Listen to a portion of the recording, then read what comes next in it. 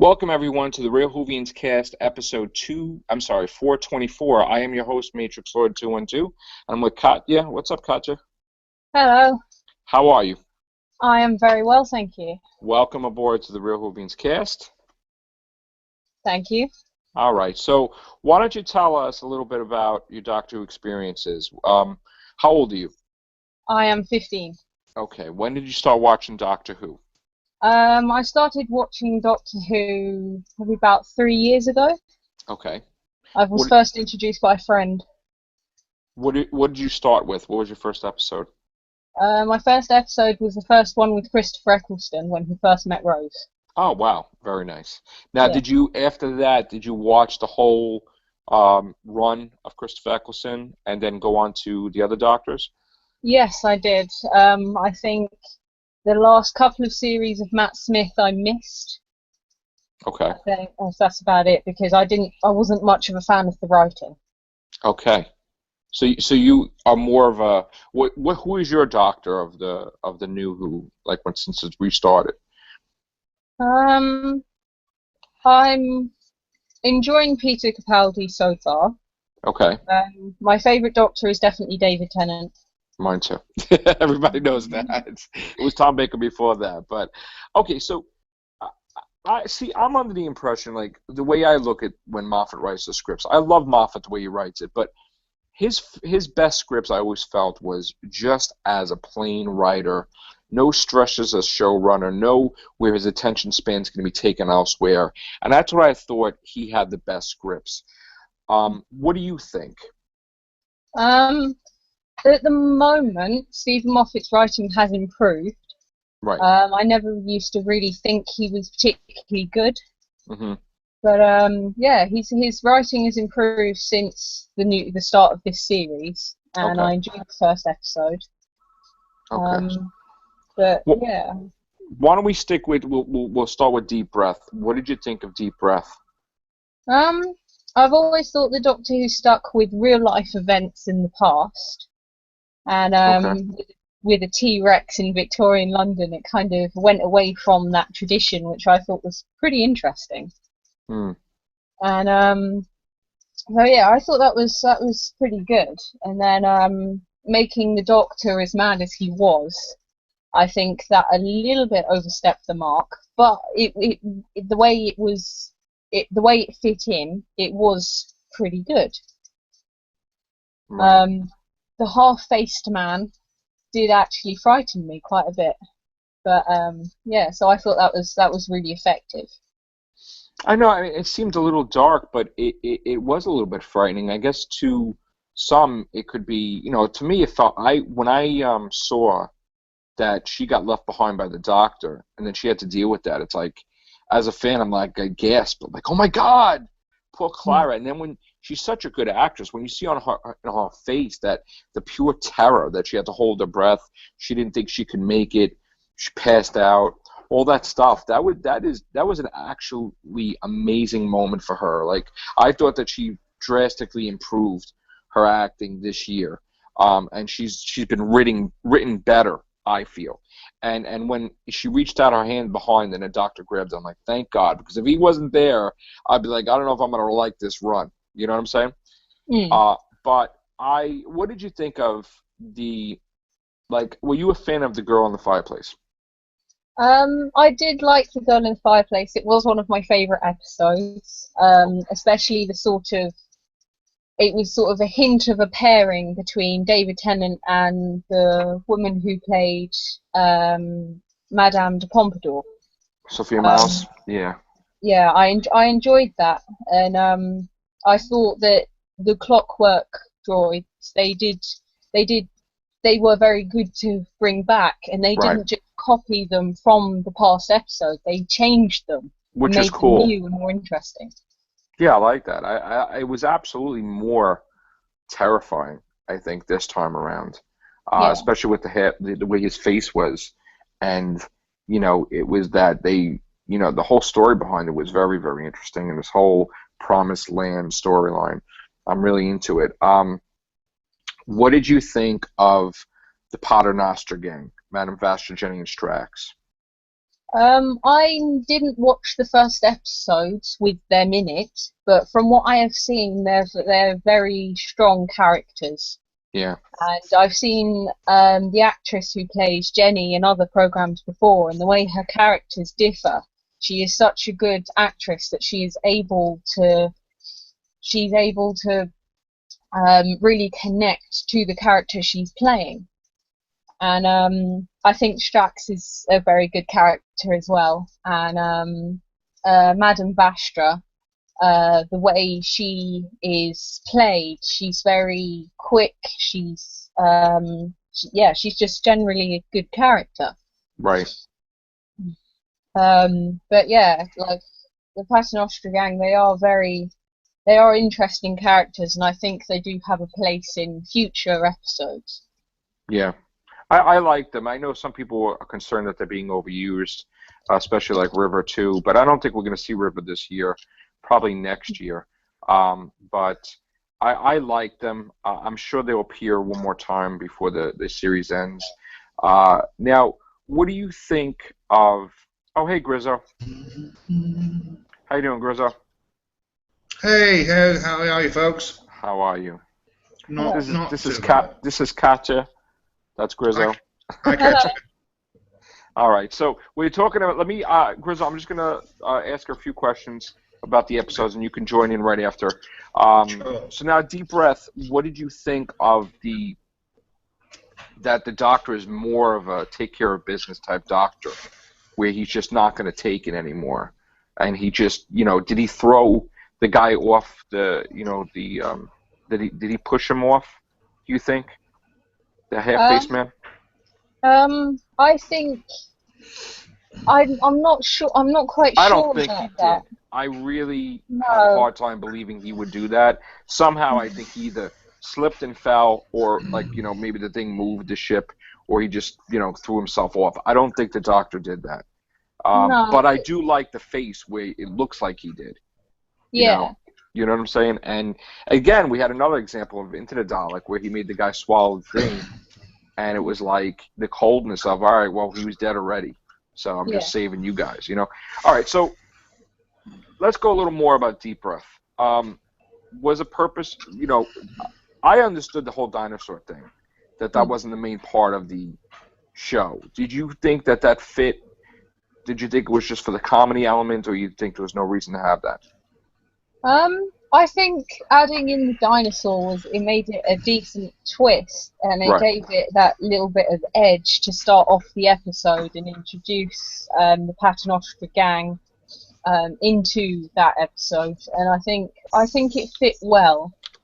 And the part where they're trying to find out who burned the dinosaur, Right.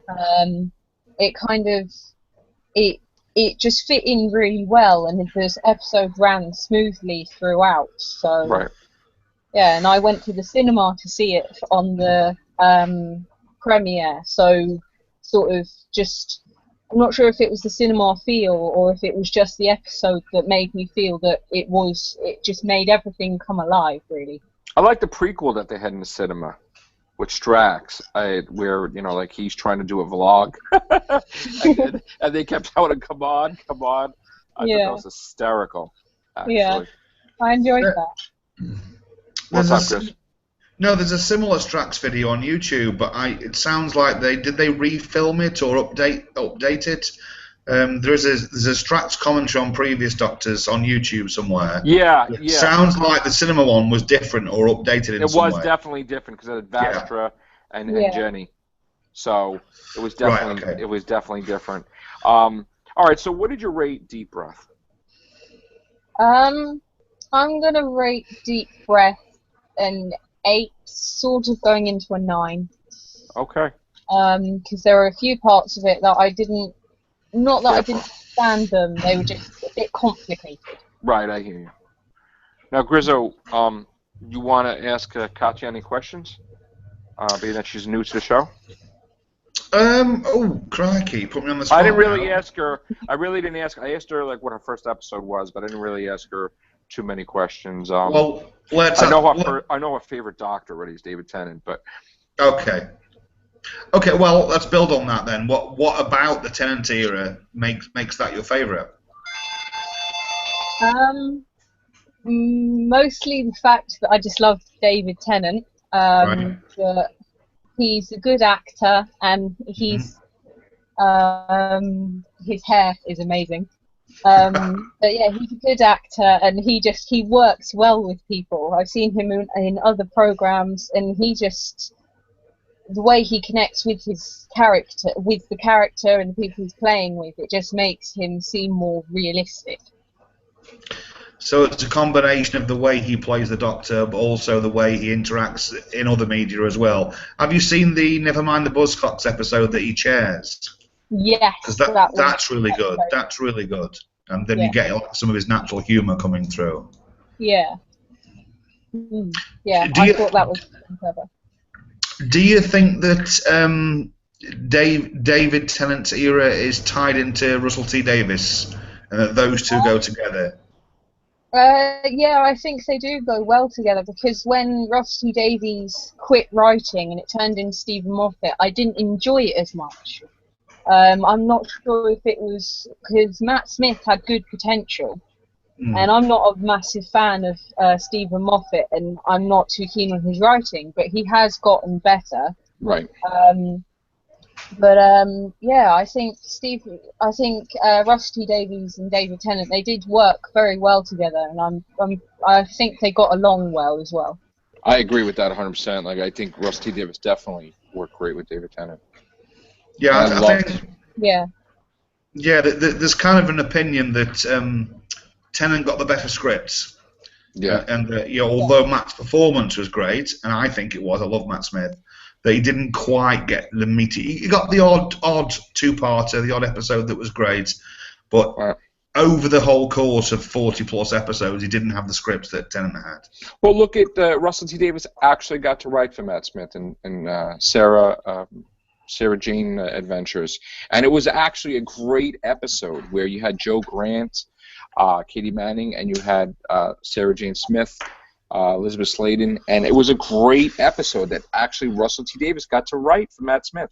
He did it really classic, amazing, and I loved it. I'm glad that Russell T Davis got to do that. I wish we would have seen more of his writing with Matt Smith.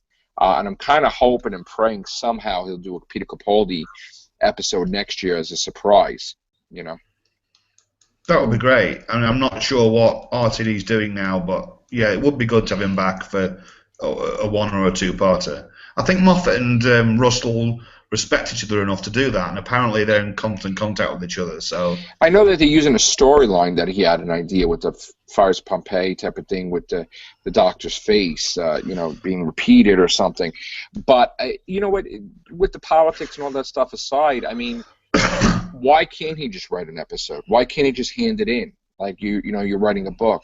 Even he doesn't have to be the showrunner, Rusty Davis. He could just hand it in, and Moffat should just leave the script alone and just let him do it. Like, I understand Moffat has his hand in every script, but I would just leave it alone and let him do what he's got to do.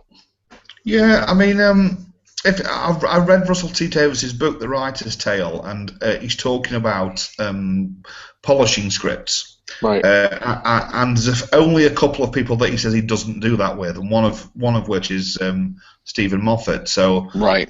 maybe they just don't want to tread on each other's toes. Maybe they just. It could be. I mean, it could be. Now, Katya, what is your favorite villain of the new Who, I'm gonna say, that you've seen?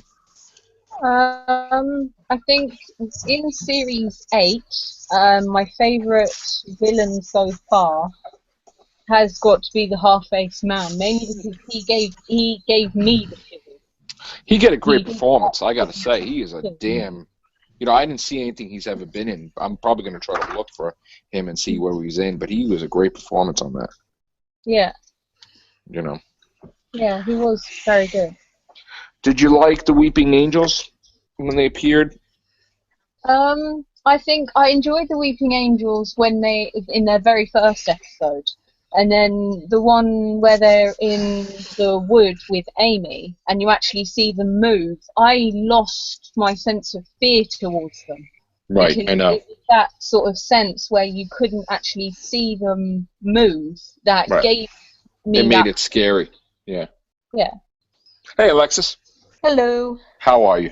I'm good. How are you? Okay. So, we got a new member, Katya. That's Alexis. Hello. Hello.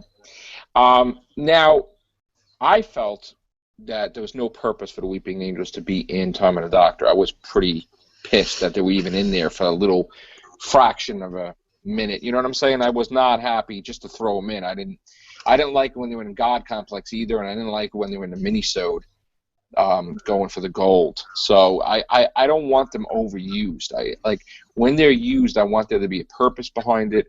I want the emotions to be proper. Like I kind of always looked that the next time Matt Smith would face off against him, he would be massively different because he'd be upset he lost Amy Rory. And we kind of lost that when we saw that in Tom and the Doctor. We never really got to see his anger behind it. You know? I mean, basically he lost Amy Rory, and River was even upset by it, and he was destroyed by it. And not only was he destroyed by it, but he got to see River be destroyed by it. So, I would have expected them to do a massive Weeping Angel story with Matt Smith before he left, but that's upsetting. Yeah, that was pretty disappointing. So, all right. Go ahead, So just on the Angels thing, in the first time we saw them, when he says they're as old as the universe or almost as old as the universe, which means they probably predate Daleks, for instance. So I think of them as sort of like the sharks of Interstellar. Yeah. Well, I thought originally they were tied to Gallifrey, because when they had the vote in the end of time, he's like the Weeping Angels of old, which that meaning that they're not connected with the Weeping Angels we know now, where they're Gallifreyan sect that they just ashamed or they cover whatever. Right. But there's got to be some type of purpose where they're on the same league as the Time Lords, you know, like the same caliber of threat. You know, sort of like when the Time Lords, like their main foe was the Daleks, and then before the Time War, there was a war against the vampires. You know what I'm saying? That the last vampire went to E-Space, which, you know, that was from the olden wars that they talked about. That was so long ago.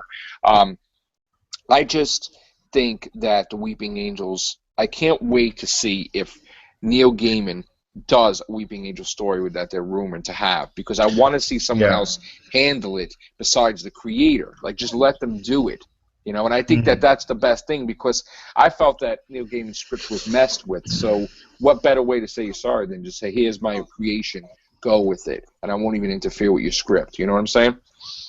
Yeah, no, exactly. I think that too.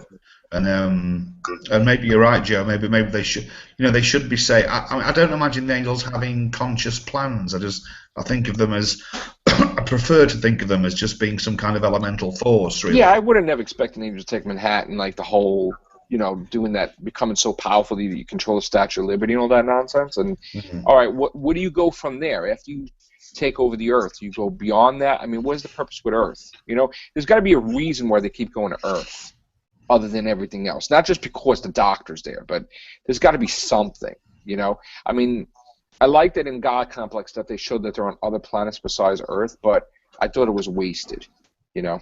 And that's my just rant on the Weeping Angels. Grizzo, Deep Breath. I think we got your opinion already on Deep Breath, right? Yeah, I liked it. I liked Deep Breath. I liked Capaldi's entrance. I thought the score was amazing. I thought the cinematography was great. I don't know if there's been an increase in budget or they just spent it well, but it had that real sweep. I like the fact that I don't think they spent that much on the first episode. I think he saved the money for the end, like the finale or the other episodes, because it doesn't look like they spent, you know, I mean, they just reused the Victorian attire and, you know, all right, special effects here and there, but I don't really think they spent a lot of money on that episode. Well, maybe it was Wheatley's direction. It had a cinematic quality to it. I felt, even on TV, it felt like I was watching a movie rather than, you know, I know it was longer than a standard episode, but it still felt like a movie to me. All right, we're going to jump into the Dalek. I'm going to try to get Katya's opinion of the episode. What did you think of it? I enjoyed it. I thought it was a very gripping episode. and the Doctor not really sort of bothering about the guy dying. It was different. That was a little upsetting. A little Yeah, bit. it was. Like the And Solomon thing from the Dinosaurs in the Spaceship. That was a little bit. It's a little bit. You see sides of his personality. Where he's the type that something really goes on, he'll throw you on an airlock. Or like with the Family of Blood, it's like, well, the Rachnos. So it kind of was weird how he just knew the guy was going to die and just sacrificed him. Basically, it's kind of a little dark there. A little dark. Hopefully, we get out of that dark stuff. But yeah, God, I'm sorry. It did show sort of a different side to the Doctor that you've never really seen before, because he's always been very protect everyone type person, right. And he can save as many people as possible. What did you think of Clara in the episode? I thought she was okay. I never actually saw the first episode with her in, because I stopped watching by then. Because I just wasn't happy with it. But since I've seen her in Series 8, I've grown to like her. Yeah, I like and that too. Yeah, I've just sort of grown to like realise her character is decent in like the sense of Doctor Who. I just don't want Moffat to ruin it. I don't want him to like always outdo himself, where every companion's got to be oh my God, the most craziest, amazing companion in existence. He tried that with Amy Pond. Now he's doing. And River. I just want her. Like, I want them to back off with that. Like, okay, she introduced him to the TARDIS. I was pissed about that, okay, because that's not the way it happened.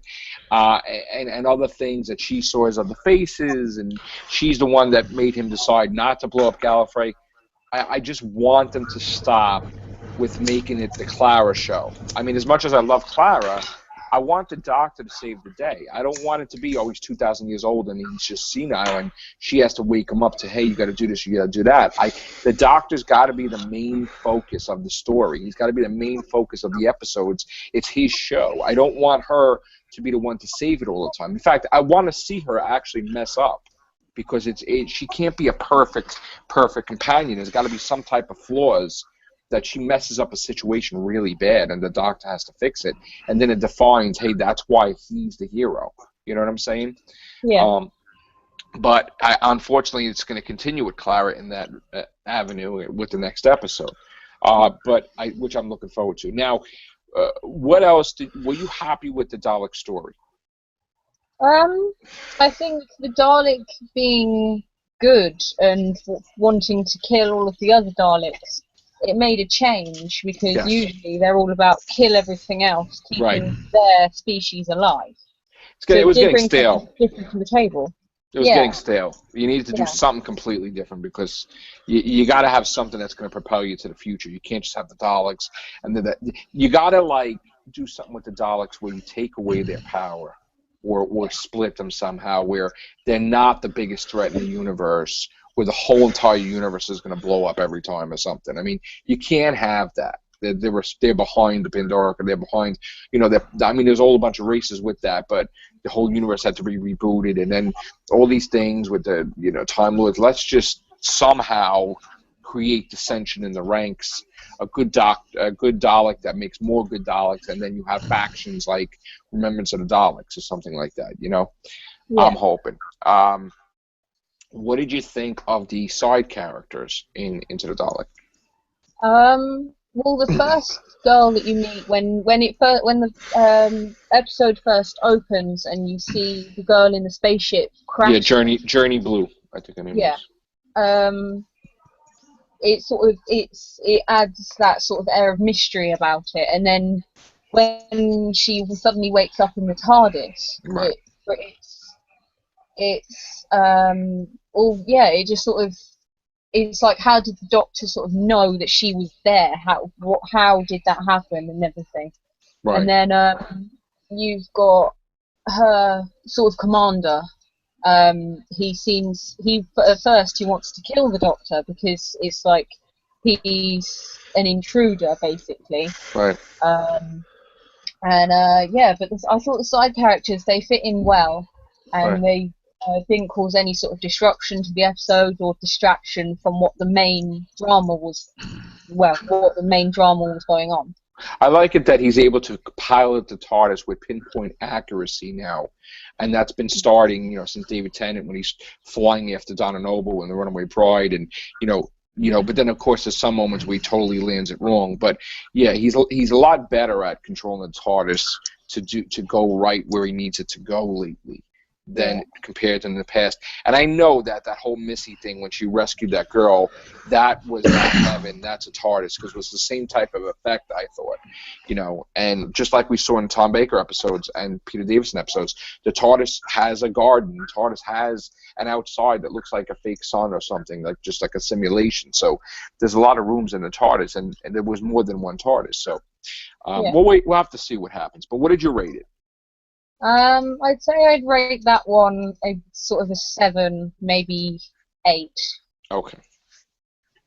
Okay, so now the first one you rated what? You rated... sort of an 8, 9. Okay, and this one you went down a little bit. Okay. Yeah. Now, Alexis. Yes. What do you want to ask Katya? Well, I'm not sure what's already been asked, so, Go with a unique question. That's not the regular question. Do all something. right. We asked her favorite doctor. We asked her favorite creature, villain. All right, you gotta give me a minute. You guys can keep talking. I gotta come up with something. All right. Robot of Sherwood. What do you think? Out so far, that is my favourite episode.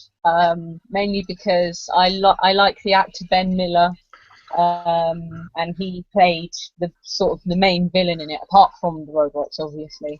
Right. And adding in the robots, it gave it that edge